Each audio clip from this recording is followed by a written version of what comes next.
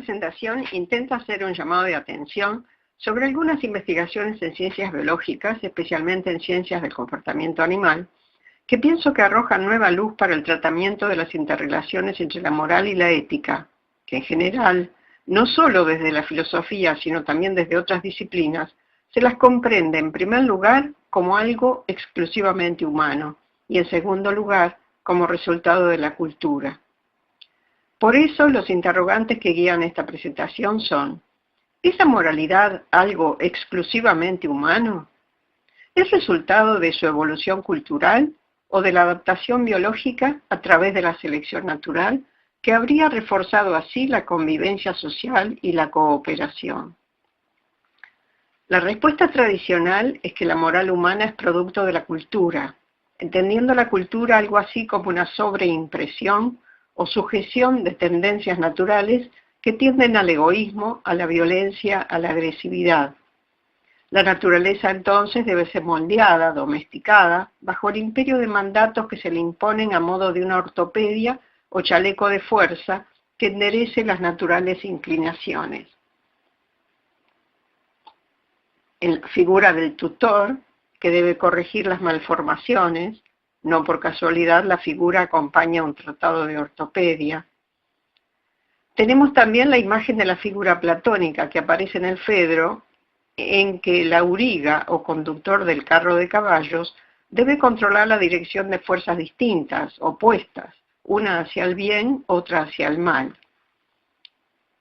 En la versión freudiana, la tendencia agresiva, dice, es una disposición instintiva innata y autónoma del ser humano, además constituye el mayor obstáculo con que tropieza la cultura. La cultura aparecería así como la moderadora, o como un barniz que se debería imprimir sobre las tendencias naturales que están presentes en los seres humanos y no favorecen la cooperación entre pares ni con los otros seres vivos. Con palabras de Franz de Waal, la moral como un barniz o una cubierta cultural que esconde un trasfondo egoísta y brutal. De ahí la pregunta que se hace el biólogo Stephen Gould: ¿por qué nuestra maldad debería ser el lastre de un pasado simiesco y nuestra bondad únicamente humana? ¿Por qué no deberíamos buscar continuidad en otros animales también por nuestros rasgos nobles? Esto es lo que está poniéndose en cuestión a partir de las nuevas investigaciones en ciencias biológicas, fundamentalmente del comportamiento animal. Pero se debe destacar que acá confluyen también otras disciplinas. Una muy importante es la biología molecular, que nos ha planteado que los humanos no formamos un tronco separado del resto de la evolución, sino que estamos emparentados con los primates, otros antropoides, y nuestros compañeros de genealogía son los chimpancés y los bonobos, junto con los gorilas y los orangutanes. De modo que si nos vamos a identificar con el nuevo árbol genealógico de la humanidad, debemos aprender que somos parientes de los primates. Finalmente somos primates. La otra ciencia que aporta estas cuestiones, aunque no lo vamos a tratar en esta oportunidad, tiene que ver con las neurociencias, sobre todo a partir del descubrimiento de las neuronas espejo, que aportan mucha luz sobre el comportamiento cerebral y también social de los seres humanos. Como el tiempo acá nos corre y un reloj nos sopla en la nuca, voy a centrarme en unos experimentos que resultan ilustrativos de una nueva tendencia que entiendo debe ser recogida por la filosofía y otras disciplinas para poder revisar esta concepción tradicional que tenemos tan arraigada.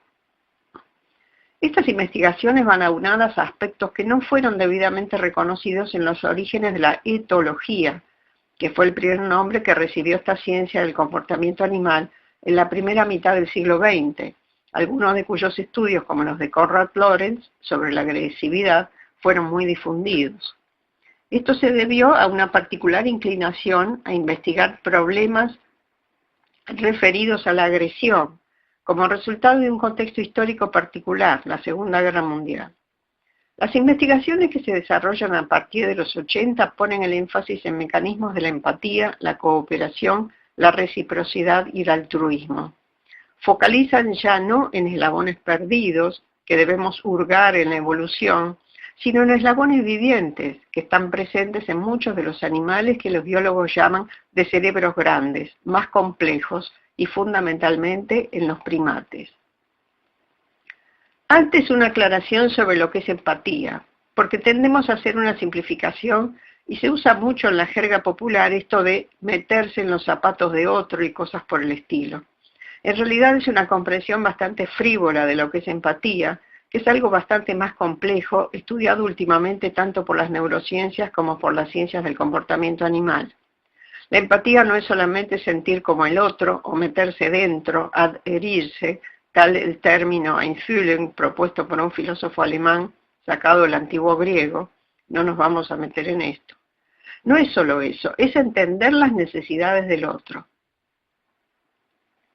En esta fotografía vemos a un joven chimpancé que está tratando de consolar a uno mayor que acaba de perder en una pelea. En esta otra imagen se ve a una hembra chimpancé ayudando a su pequeño bebé que se ha subido a un tronco y no puede bajar. Es interesante, como observa el primatólogo de Val, quien además trabaja mucho en la difusión de estas cuestiones, advertir la mano del pequeño chimpancé con el gesto característico del pedido de ayuda. Observen sus propias manos y vean cómo muchas veces hacemos ese gesto para pedir ayuda. En esta otra foto tenemos a una chimpancé que no podía amamantar a sus propias crías, pero pudo aprender a manejar el biberón para hacerlo con una cría adoptada. La primera investigación que quiero compartir con ustedes tiene como protagonista un animal que ha tenido muy mala prensa a lo largo de la historia, la rata. Este experimento se desarrolló en la Universidad de Chicago y luego fue replicado muchas veces con resultados muy similares. Se basa en un procedimiento que consiste en encerrar dos animalitos en un mismo recinto, con uno en un pequeño habitáculo en su interior que solo puede ser abierto desde afuera mediante un mecanismo muy sencillo que debe ser aplicado por la rata que está fuera del habitáculo. Los resultados de este experimento, que como les digo se repitió enorme cantidad de veces, son sorprendentes. ¿Por qué? Porque en primer lugar la rata que aprende a manejar el mecanismo para liberar a la rata atrapada no lo acciona cuando el habitáculo está vacío. No es que aprende ese determinado mecanismo y lo repite ciegamente, sino que solo lo aplica aparentemente como algo deliberado, en torno a un fin, en este caso la liberación del congénere.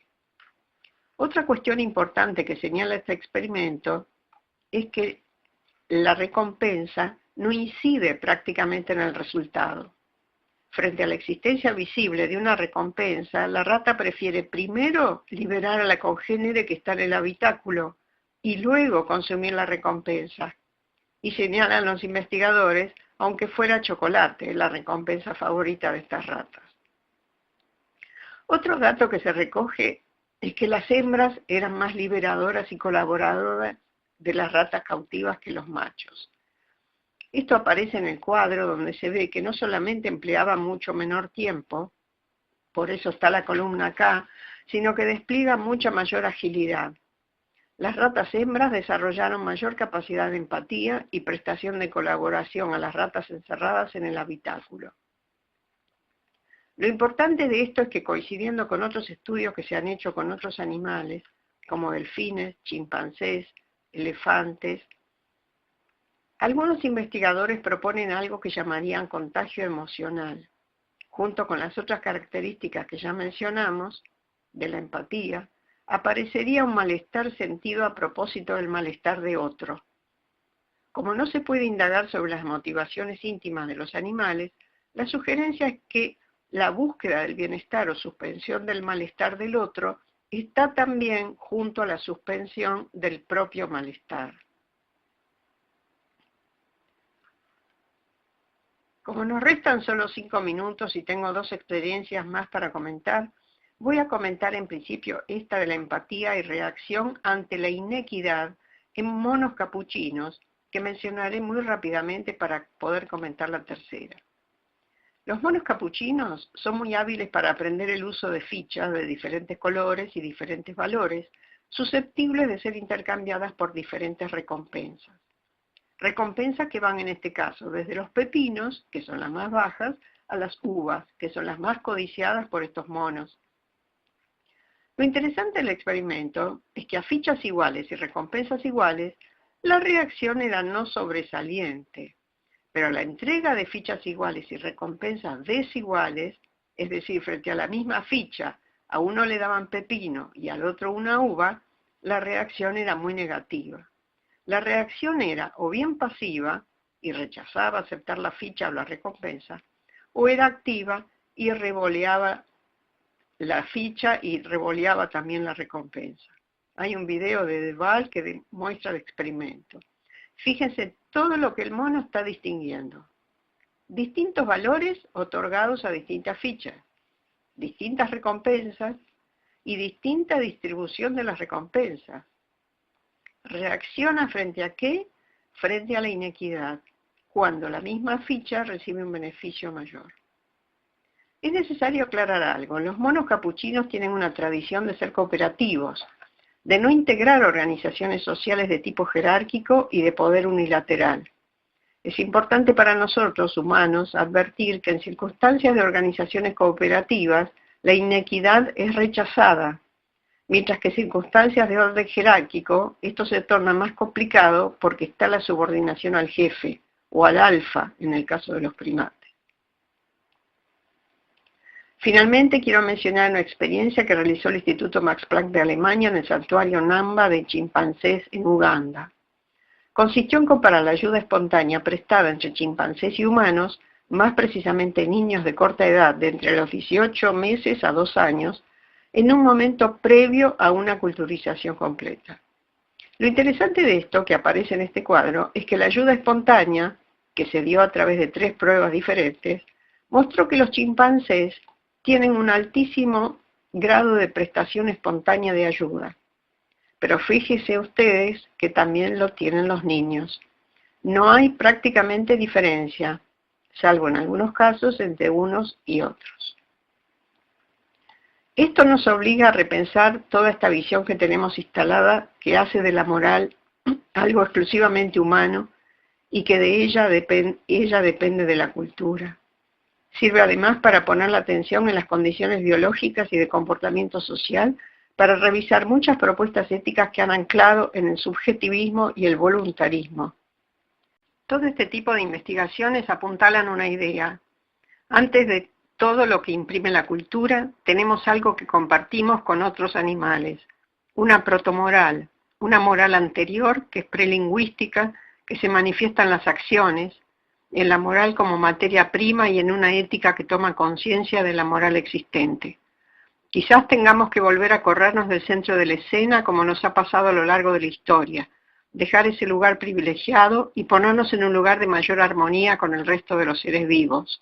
Y en ese sentido, recuperar el significado primigenio de la palabra ethos, olvidada por muchos filósofos y pensadores.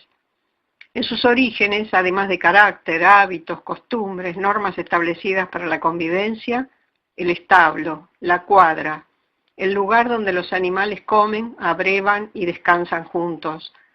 Todo esto para ayudarnos a pensar sobre problemas que muchas veces se resuelven mal justamente porque se desconocen determinadas bases científicas.